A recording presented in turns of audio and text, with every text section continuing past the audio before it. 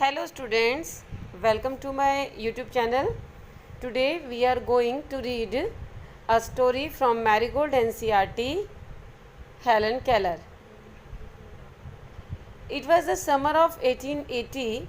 A healthy baby girl was born in a small town in Alabama. ये 1880 की गर्मियों की बात है कि अल्बामा के एक छोटे से टाउन में एक हेल्दी बेबी ने जन्म लिया, यानी कि जब बच्ची ने जन्म लिया तो वो पूरी तरह से स्वस्थ थी।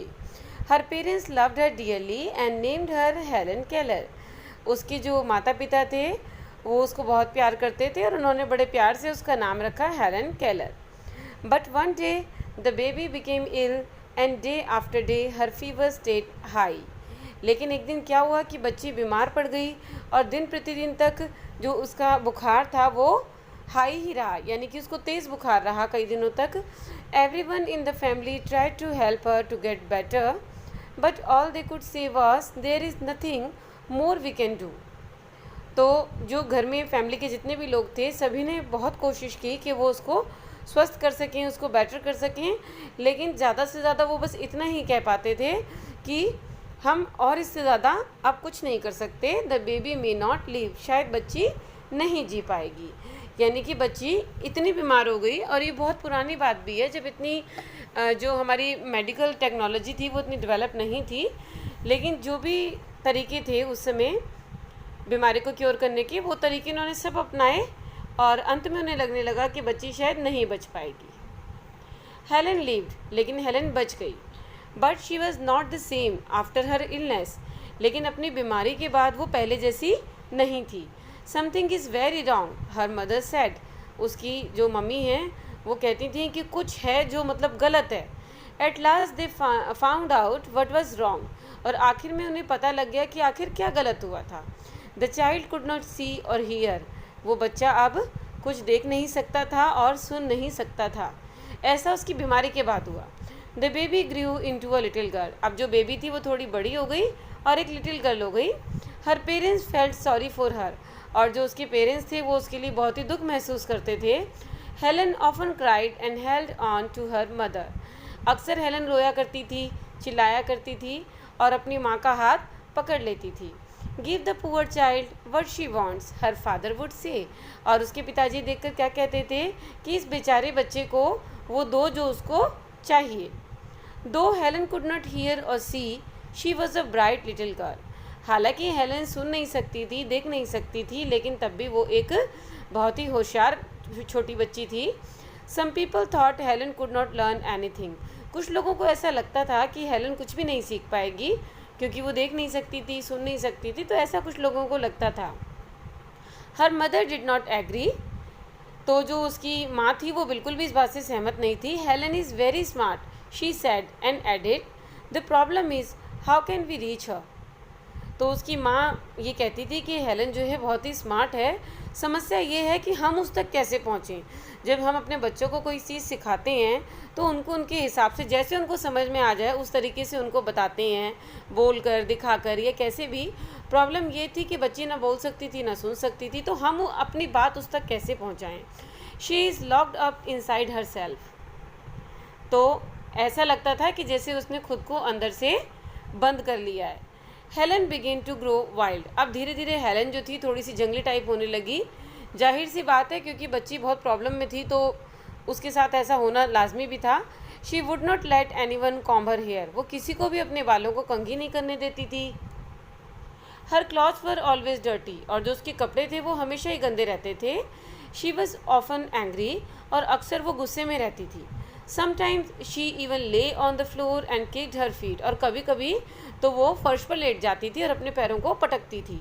मतलब जब वो चिड़चिड़ी हो जाती थी, गुस्से में होती थी, तो वो फ्लोर पर लेटकर अपने पैरों को पटका करती थी। Her parents thought that they should find a teacher for her, तो उसके माता पिता को लगा कि उनको बच्ची के लिए एक टीचर ढूंढनी चाहिए।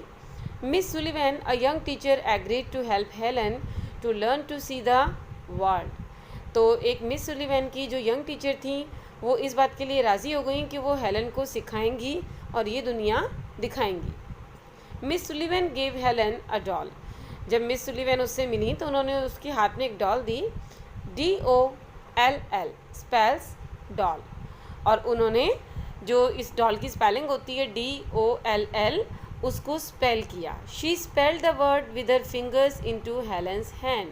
उन्होंने इसे कैसे स्पेल किया? उसने हेलन के हैंड में अपने फिंगर से ये जो अल्फ़ाबेट के इनके स्पेशल साइन होते हैं, जो बच्चे देख नहीं सकते या सुन बोल नहीं सकते, उनके लिए जो स्पेशल साइन लैंग्वेज होती है, उसके जो अल्फ़ाबेट थे DOLL वो अपने फिंगर से उसके हाथों में बनाए। She made the letters with special hand science, यानी जो DOLL हम लोगों की जो स्क्रिप्ट होती है वो वाले नहीं होते हैं, ये साइन लैंग्वेज की होती हैं, इनकी स्क्रिप्ट अलग होती है।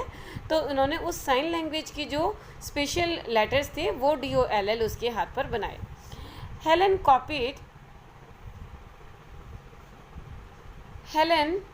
copied her teacher and spelled DOLL too, but she did not understand what she was doing. Helen ने तुरंत जो साइन लैंग्वेज उन्होंने बना के DOLL बनाए थे उसकी फिंगर्स पे, हेलन ने उसे तुरंत कॉपी कर लिया, लेकिन वो ये नहीं समझ पा रही थी कि वो क्या कर रही है, उसकी समझ में नहीं आ रहा था ये क्या हो रहा है। उसने कॉपी तो कर लिया। Helen like miss Sullivan, Helen miss Sullivan को पसंद करती थी। She was strict but kind, और जो मिस सुलिवन थी वो स्ट्रिक्ट तो थी लेकिन दयालु भी थी। She spelled a lot of words for Helen on her hand day and night to make Helen understand. Helen को समझाने के लिए उन्होंने रात दिन उसके हाथों पर बहुत सारे शब्दों को स्पेल किया, यानी स्पेलिंग के द्वारा वो उन चीज़ों से उसको इंट्रोड्यूस करवाती थी। One day her teacher made Helen put her hand into running water. एक दिन उसकी टीचर ने क्या किया कि बहते हुए पानी में हेलन का हाथ लगा दिया। देन शी स्पेल्ड WATER, और उसके बाद उसके हाथों पर उन्होंने WATER जो है वो स्पेल किया। Suddenly Helen understood that water meant something wet running over her hand, और अचानक ही हेलन तुरंत इस बात को समझ गई कि जो स्पेलिंग उन्होंने उसके लेटर्स की हाथ में बनाई थी, जिन लेटर्स को उसके हाथ में बनाया था, उसका मतलब होता है WATER, कुछ गीला जो उसके हाथ पर इस समय चल रहा था। यानी अब उस चीज़ को वो समझ चुकी थी कि इसका क्या नाम है, इस चीज़ को क्या समझते हैं या क्या कहते हैं। She understood that words were the most important things in the world. अब वो समझ गई थी कि दुनिया में जो शब्द हैं वो सबसे ज़्यादा इम्पॉर्टेंट हैं। Words would tell her everything she wanted to know. जो भी वो जानना चाहती है, अपनी दुनिया में आसपास की चीज़ों को जैसे भी समझना चाहती है, ये शब्द ही हैं जो उसको जानना चाहती है वो बताएंगे। शब्दों से ही वो इस दुनिया को समझ पाएगी। बहुत ही इंस्पायरिंग और मोटिवेशनल स्टोरी है।